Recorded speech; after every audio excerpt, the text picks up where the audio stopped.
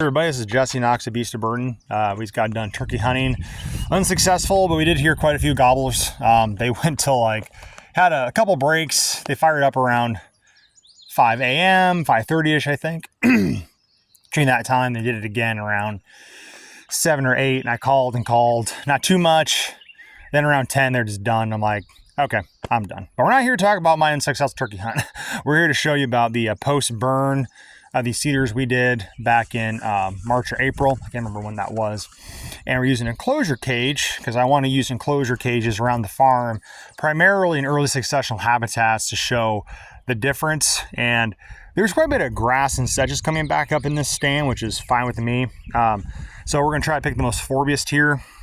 Got some, I believe, looks like goldenrod. I'm not sure this other, like this one leaf right there. I'm not sure what that is quite yet. I'm not sure what it is. So we'll just have to see and find out. Bring my private lands biologist, Kevin Anderson, down here. He can educate me some more. But I just want to show you real quick, after a very successful burn, despite the heat, there is stuff coming back. As you can see, where there was less of fuel load, that's been more established for a couple years. And where the fuel load is more intense, there is less growth, but there is stuff coming back up, which we'll take that any day of the week. We'll walk over here and we'll come back to the enclosure cage. But this looks like, well, it's like bergamot. There's always a way to tell bergamot. Rub the leaf in. Yep, bee balm or bergamot. Has a nice and minty smell to it. Lovely, lovely. We got a top kill. I'm not sure what that one is. I want to say fragrant sumac, but I don't think I'm correct on that. And I always get confused because some of these goldenrods can be sunflowers, like Maximilian sunflower, but I don't know. I don't want to say that is one, but sometimes they do share those resemblances when they're younger. And we got a lot of black raspberry coming back up. This might be a different forb though. We have black raspberry right there, but I'm not sure what that one exactly is, but that's okay. A lot of trefoil coming back. This farm used to be pasture for probably over 100 years before we bought it. My parents bought it, I should say. And it's just here in the soil. You can use a chemical called Milestone to kill a lot of legume species and deep taproot species.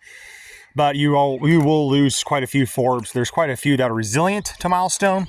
But honestly, back here, it's so thick, I don't think that's very practical. So you can see my lovely honeysuckles are hanging out to come back with a backpack sprayer. But anyway, the Milestone, you could lose quite a bit, but I think growing season burns could be effective against trefoil. Dormant burns tend to encourage trefoil because it cracks the hard seed coat. So we got to keep that in mind. Well, let's get back to our enclosure cage, but I want to show you guys some more of this wonderful diversity coming up after this burn. Very cool. This is going to, in the next month or so, be excellent brood habitat. We've had a great rainfall, so we're doing pretty good there. Let's talk about enclosure cages. So the goal is, if you're skeptical of early successional habitat, not having to plant something, just a drip torch, maybe occasional backpack spraying, hell, maybe a disc. Not back here. You can use this as a test to you, or maybe you're convinced, but maybe you're hunting your uncle's or dad's or grandfather's farm. You're leasing a farm. Their landlord's just like, I don't know, it sounds like a mess. Well, you can show them, especially if they hunt. Like, this whole goal is to prevent deer from browsing this cage, and you can see the browse difference around here. Now, I don't see if there's any browse here right now. I'm not seeing, oh, there's some right there on that black grass. That looks a little foobarred, but I just have to keep an eye. I don't see a whole lot of browse in this particular section. And who knows about different forbs. They might be palatable different times of the year, sometimes sooner than later, sometimes later than sooner. Oh, there's some, looks like some browse right there in that black raspberry. Anyway, so you can show the browse difference of them hitting that outside that cage really hard. And that's a really great test on food plots as well. If you have, let's say you're a contractor like me, or you did a food plot and you're like, oh man, it looks amazing. You come back in October, you're like, what happened to it? I've literally had that happen before. You've had food plots on okay soil, despite fertility increase and calcium input to increase your pH. The deer will just hammer it, and you can get down, look low, and you can see all the browse points on the plants. And so, and I've literally had food plots that are like, 6-8 inches high. Man, it's gonna be awesome. Come around early bow season, you're like, what happened? The deer pressure can get that intense. But this is just a good test. That way you can tell, like, is it the soil or is it the deer? If it's all growing the same, it's a soil. If it's all growing the same early successional, it might be a certain kind of plant-based that deer don't prefer. And if it's uneven, it's higher in the cage, and uneven, lower on the outside, tells you the deer really like the mix, or you can see the browse pressure difference in your food plots and early successional habitats. So we'll see if what happens here.